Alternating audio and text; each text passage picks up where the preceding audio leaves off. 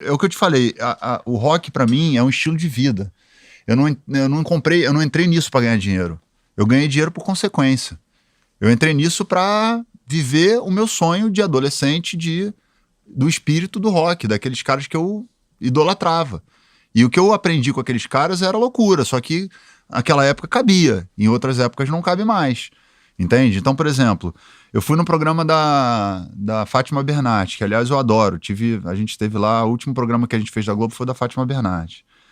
E tava tendo greve dos professores aqui no Rio de Janeiro. Eu entrei com um casaco fechado até em cima, e eles perguntaram, tem alguma marca tal? Eu falei, não, casaco não tem marca, não sei o que, eu já sabia que, tipo...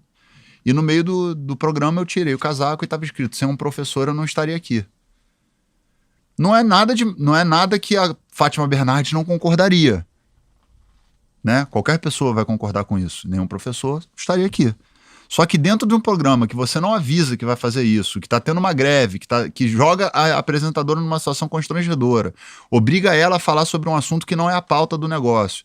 Eu achava que eu tava sendo tipo, eu sou foda, tô botando aqui a pauta, né? E efetivamente eu não ajudei os professores e me fudi. Então, assim, hoje eu aprendi que existem formas mais eficientes de você conquistar pautas e diálogos que vão fazer com que você consiga atingir o teu objetivo sem você se queimar. Não, eu acho que ainda tem mais um ponto.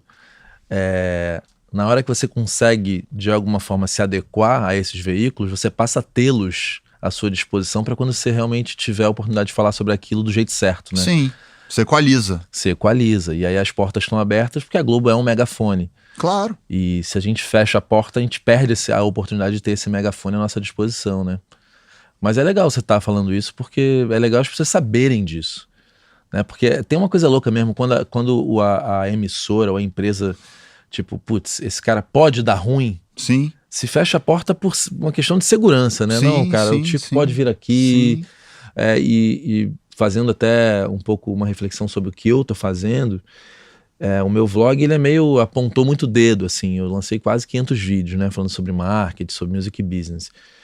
E em algum momento eu falei, cara, peraí, eu vou ter muito mais voz se eu puder sentar aqui com o presidente da Sony e tirar alguma coisa incrível dele do que eu ficar de rebeldia à toa e não ter a chance de fazer, inclusive de dar o que as pessoas esperam de mim, que é a informação, cara. Sim. Então é meio isso, no micro ou no macro, é assim, bater à toa, e eu não vou mais fazer isso, assim. A gente tem que bater para transformar, né? O meu jeito de transformar é com informação, é levar, sei lá, o que a gente tá falando aqui para um moleque que mora numa cidade, ele nunca vai ter acesso a isso, não pode comprar um curso, não tem direito de, tipo, como viajar para fora para estudar. E eu sei que o que você tá falando aqui serve para uma galera, talvez você não tenha noção. Mas quantos moleques estão aí querendo, Rock, porque isso não muda, né? Os ídolos são os mesmos. Sim. E às vezes tem um cara que tá te seguindo e falando, porra, eu vi o Tico lá, eu quero ficar muito louco, eu vou pau no cu da Globo. E no final das contas é uma grande bobagem, né? O do caralho é você poder ir na Globo e falar, gente, olha só, eu acho que é isso, mas quando a pauta for pra isso, né? Você tem que saber o lugar, Exatamente, o momento. Acho momento. que o Fábio Assunção me falou uma coisa, cara, que me botou muito no meu lugar, sacou? A gente tava para ir no Faustão, e ele chegou pra mim e falou assim, Tico, olha só, deixa eu te explicar uma coisa. Quem tá assistindo o Faustão não tá interessado no que você tem pra dizer sobre política. Quem tá assistindo o Faustão tá interessado em se divertir. Tá interessado em ouvir uma música, em ouvir alguma coisa motivacional. Então, quando você chega no Faustão, você tem que fazer o que cabe dentro do Faustão. É isso aí.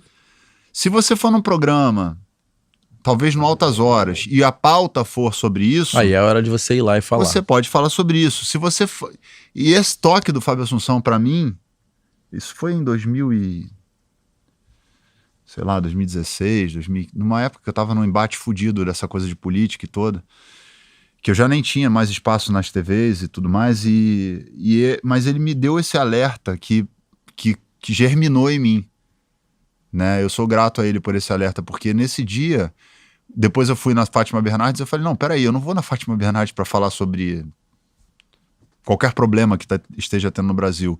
Eu vou lá para as pessoas me verem, falar sobre o tema que é o programa E depois, se as pessoas quiserem me procurar para saber as minhas outras opiniões em relação a outras coisas, elas vão me procurar e vão me encontrar, e aí vão fazer contato com outro tipo de conteúdo que eu posso oferecer.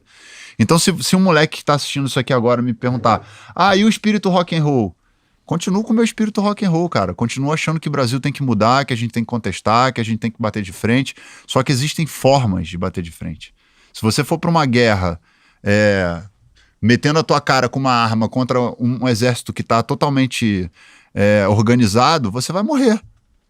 Agora, se você tem a sua organização, a sua estratégia, o seu método, sua maneira de chegar no lugar para você conquistar o que você tem como objetivo, de certa forma você pode até fazer com que aquele inimigo, entre aspas, entenda que você tem alguma coisa em comum com ele que serve para poder proporcionar uma mudança que a ele interessa também. Então é política, na verdade. Mesmo a paz. Né?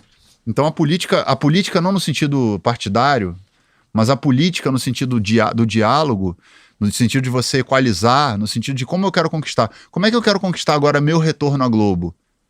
Eu preciso voltar à Globo. Eu preciso voltar a tocar no rádio. Eu quero fazer isso. É batendo, é xingando, é agredindo, é falando que é uma merda, é falando que é pau no cu. Não, é tipo, porra, olha só, eu entendi que eu fiz uma porrada de coisa errada no passado. Quem for ler minha biografia vai se divertir pra caralho com esses momentos. Mas a gente parte da biografia deve ser sinistra. A gente que vive a parte prática da consequência, por isso que eu falo que a consequência não é tão simples quanto um filme que você tá assistindo de um cara que você achou legal. Até porque tem um monte de edição. Se for pegar a biografia do Cazuza lá, Só as Mães São Felizes, que ainda mais é uma biografia contada pela Lucinha, por quem eu tenho um imenso respeito, é a visão dela, do filho dela.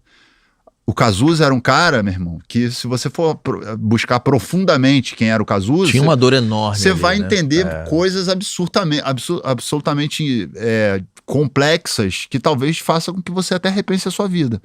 Né? Então, assim, a gente tem a imagem dos ídolos do que é editado. Idealizado, né? Por isso que eu sempre falo. Eu não estou fazendo uma biografia agora com o Bruno. Eu estou fazendo uma história de 2014 a 2018 falando sobre o contexto do meu pensamento. Não tem nada a ver com a minha biografia. É o que me posicionou como indivíduo, politicamente, socialmente no meu país, como artista e como alguém que debate a sociedade e se expôs para isso.